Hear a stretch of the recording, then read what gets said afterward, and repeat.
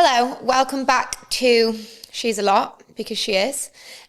This is going to be a part 2 of the struggles and the challenges that we face with ADHD. So if you haven't watched the first part, you need to go back a minute, pause this one, go watch the first one, and then come back here. We just split them into 2 because it's a lot to take in for our little ADHD brains. So yeah, go watch part 1 and then bring your ass right back here, and we're going to get into part 2.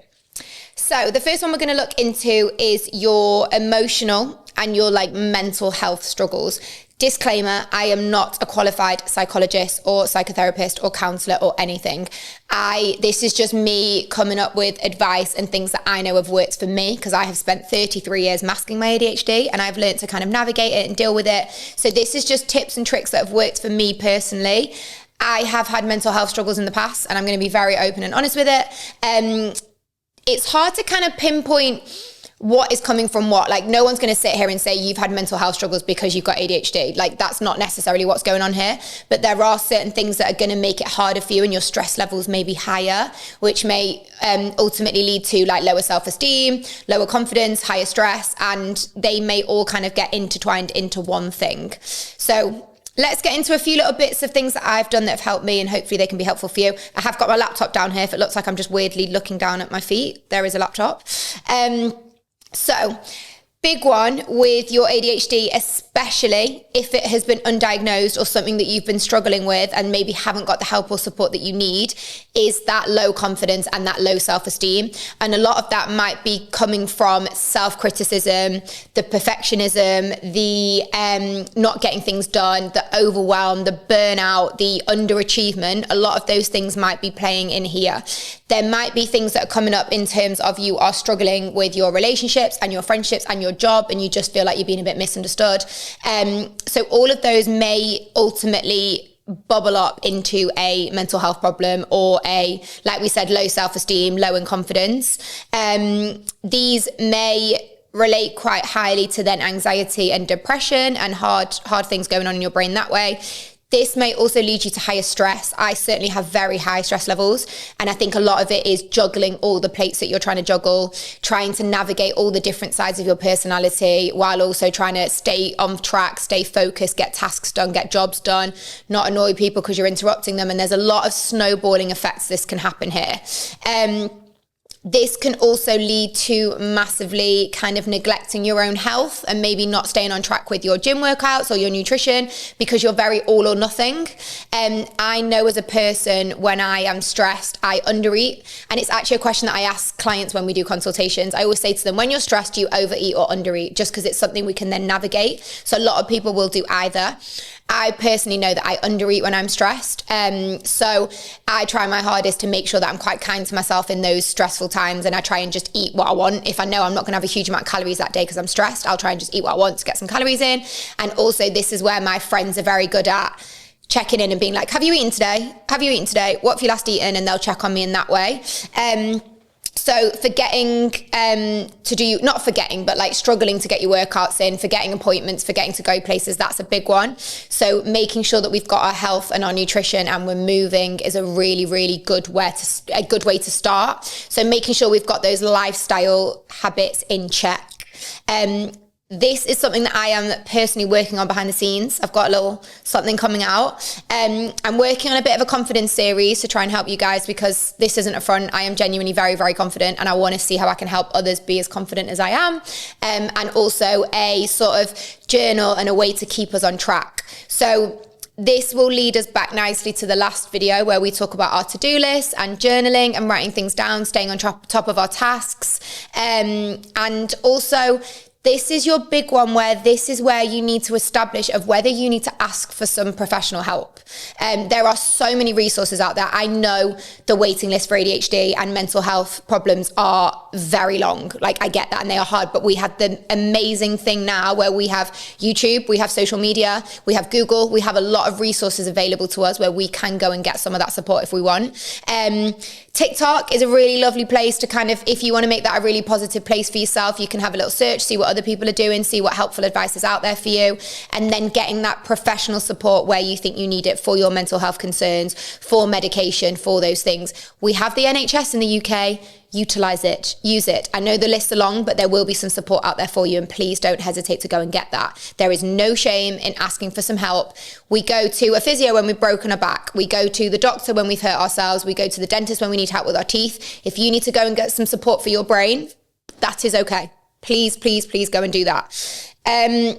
This leads us on to a bit of a niche one, because it depends how old you are and where you are in life, but we may struggle with some financial implications. So this could be if you are a little bit frivolous and a little bit impulsive with your spending, and you struggle to budget and you struggle to keep track of your finances and your bills. That's a big one that I struggle with. And then I get an email saying, hi, your bill is 3 months overdue. And I'm like, oh shit, okay, sorry, I'll pay that. So that's one thing I really struggle with. And then this also may lead to your job instability and not really being sure where you are and where you fit in. If you haven't watched the first video I did about my diagnosis and why I think I had ADHD when I was younger, I go into a little bit of a story of where I was at with jobs, and I really struggled to kind of find my place in the world in terms of corporate and where I fitted in. Like, I just didn't do well in a corporate environment. And for me, one of the best things I learned was actually ADHD makes you very, very entrepreneurial and very creative and very passionate. So maybe use that to your advantage. And is there a little hobby that you love doing that you could potentially turn into a career? Is there something that really sets your soul on fire and gets you excited? Like, use it. Start a side hustle in something you're passionate about and see if it can take off. Anything with ADHD, you are usually very, very creative. So if you're going to do anything creative in that creative space, use it, run with it. Photography, videography. I'm a personal trainer because I love that I'm like on my feet all day and talking to people, and I'm active and I'm moving, and every day is different. Anything creative in terms of kind of beauty or hair or anything like that, there will be a real space for you to thrive. And it's probably not necessarily going to be corporate world. Fair play if you enjoy corporate world, but good God, it was not for me. I hated being told what to do. I hated sitting in the same desk at the same time and doing the same thing over and over and over again. I hated it. So negative, so draining. So for me, I sacked it all off and I became a personal trainer, and it's the best thing I ever did. I'm nearly 10 years in this game. So yeah, if you feel like you're struggling to find your place in the world in terms of jobs, it's probably because you've just not found the right career and the right job for you. This is also where it's really important to say to you, there is no right or wrong in terms of changing career. You could be 55, change your career. If you're not enjoying it, you're not happy, change it. Like, what is there out there for you? I know you've got responsibilities and I get that, but please don't feel stuck in an environment that isn't helping you grow if it's not good for you and your personality and what's going on around you. I have this conversation with my clients quite a lot, and one of them came in the other day and I said, how are you doing? She was like, meh. I said, what's wrong? She said, I got the Monday scaries. I said, right, the worst thing in the world is when your alarm goes off on a Monday morning and you are dreading it. And I sat there with her, and she didn't realize that she'd done about 50 ball slams because she was talking to me while she was doing it. And I said, right, talk to me. What are you excited about? What do you get passionate about? And she ended up going so in depth about how she loves, to be honest with you, I can't remember half the stuff she said because she was just going on, but she, like, in a good way, she was really getting excited about things, but I kept asking her questions and I kept being like, what about this? What about that? And photography. It was photography. I've just realized. She ended up saying, I love photography. She was like, I love gardening. I love being out in nature. And I was like, right, you've literally just created a business for yourself in the last 10 minutes by what you've been saying to me. You have a camera, you have a phone, get outside, take some photos, make it a side hustle, see if it can build for you. Like, there is no harm in having those hobbies that could potentially become a career, or they just become your hobbies and you enjoy them, and then you have that on the side of your work. But don't ever feel like you're stuck in an environment that isn't good for you. Leave it, move. Don't all quit your jobs and then ring me and say you all need money because no one's got any money anymore because you've got no job. But utilize the ADHD that you've got, turn it into a positive by using that creativity, using that passion, using that excitement, and don't get stuck in dead end jobs that you don't enjoy. Tangent, obviously. The other thing for me that I've said 150 million times, but I will keep saying it, is please fall in love with spreadsheets, to-do lists, journals, notebooks, all those things that are on offer to you. I have a spreadsheet. I probably actually would turn my laptop right around and show you, but I have spreadsheets for everything. I literally have to-do lists on spreadsheets. I have schedules on spreadsheets. Like, I have everything scheduled out of what I'm doing. I then turn it grey when the days are over, and I have everything written down. I have notes coming out my arse because they are everywhere, and they are the only things that keep me on track. But use those things to your advantage. Stay on track with whatever you can. The other one then is your impact on your daily life. Okay, this is the last one we're going to finish with because these two parts have been quite long, but This is where it's about looking at your habits and what's going on around you. ADHD, a big one. I personally don't have this, and I'm going to be very smug and say I feel very lucky, but a lot of people with ADHD struggle to sleep. I sleep like a baby. My head hits the pillow and I am a goner until the morning. But for a lot of people with ADHD, their brain is whirling so much and they cannot switch that brain off that going to bed at night and trying to go to sleep is impossible. And I understand. I have had sleep struggles in the past when my stress has been really high, and it's the hardest thing ever. I get it. It's horrible. So when it comes to things like your sleep, a couple of things to think about. One really, really, really good tip, and it sounds so basic, but it's so helpful. If you're a parent or you've been around children, I'm certainly not a parent, but I've been around children. How strict are you with your child's bedtime routine when they are little? It is so important. You literally, if I've been around any parents, they're like, right, TV off, the lights are all down, we're not shouting, we're not screaming, we're not running around, we're having a bath with the lavender and the chamomile, the lights are all nice in the nursery, we're reading a book and we're going to bed. As a child, that is embedded into you that you have this really calming, nice, relaxing routine. You then get into adulthood and you're like, shit, I need to get ready for bed. And you're running around and you're watching telly. You're probably watching some true crime documentary at midnight, 10 minutes before you're about to go to sleep. Like mentally, that isn't going to do you well, is it? We also are always around our screens with the blue light. So you are usually, I am on TikTok until the second before I go to bed. And I'm always like, that is not going to make me go to sleep. Like brain is whirling. When Married at First Sight was on, I had this conversation with Amy. I would never go to bed until like 2 a.m. because you're expecting me to watch the show that I'm on. For me, I'm watching the most stressful environment I've ever been in my entire life until 10:30 at night. Then look at my socials while everyone's trolling me and calling me this and calling me that. Do your social media and then expect you to just kind of go to bed with all that going on in your brain. It's not going to happen. So it's about finding that really nice, calming, relaxing bedtime routine. If that can be like you are when you're a baby, which is a nice bath, like a chamomile tea, get the lights all nice, get off your phone at least 30 minutes before you go to sleep. If you can read a book, amazing. Like 10 pages of a book should help you go to sleep. Maybe try not to read like a true crime murder book, but something relaxing, really good one. There is also a lot of supplements on the market for your sleep. Magnesium, a lot of people swear by. I have just got the Protein Works Magnesium to try it. Cheeky little brand collab there.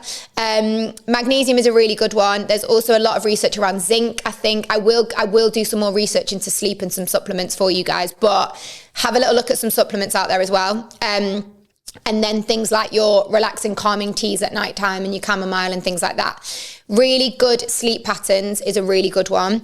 And there are a lot of like herbal sleep medication as well, like Nitol and things like that.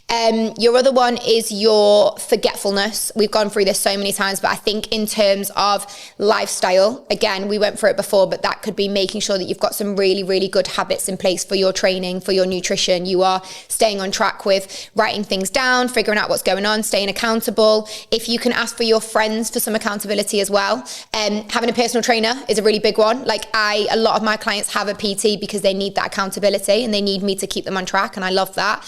I have also just built a journal for Project 45. I'm going to put links and everything through, and I'm in the process of building an ADHD journal, which is very much like to-do lists and how to get through life and how to build those habits and keep you on track. I also have a massive whiteboard in my kitchen, which is huge, and it's like a schedule, and I put everything that I need to do on the day on there. I put any like plans I've got going on, and when I'm working out and when I'm training. And that for me in my kitchen is the first thing I see in the morning. It's very visual, it's huge, but it's on my radiator on the other side of the room. So I put the kettle on and then I have a little look at what I'm doing that day. I also bloody love marker pens and drawing pictures all over it. It's got little doodles and I love it because it makes me happy. But having those things in place that are going to keep you on track and keep you accountable, and everything's very visual. And then the last one is your things like your working environment and your stimulus in terms of like being overly sensitive to sort of stimulation and noise and things like that. I personally don't struggle with noises and being overstimulated. If anything, I overstimulate myself. But it's a case of making sure you've got those nice environments. If you are working from home, I can imagine that's really hard with ADHD because you're getting distracted. So like we said in the last video, set those timers, make that working environment really nice and calming and relaxing for you in a nice environment, and have those outlets where if you need to go and get yourself away from what you're doing, you need to walk the dog, you need to move, you need to grab a coffee, have those outlets that you're going to go to. That is your conclusion on your little bit of kind of positives of ADHD and the struggles of ADHD. And I really hope there was some helpful tips and tricks and little takeaways for you guys there. I wanted to make these videos as well and put them out on YouTube, so they are going to last forever. So if you ever feel like you're struggling and you're having a little blip and you're not really sure, you want to kind of pull it back to like, right, let me remind myself of the things that I can do to help myself, then amazing. Please do reach out for some support from medical professionals when you need it. There is so much support out there. Please use social media to your advantage. Create your social media to be a place that's really good and positive for you. And hopefully there is some tips and tricks that you can take into the rest of your life that will really help you navigate the neurologically spiciness that you are, and use it to your advantage and be really positive about it, because you are amazing and you are special, and there is nothing wrong with having a little bit of a different brain.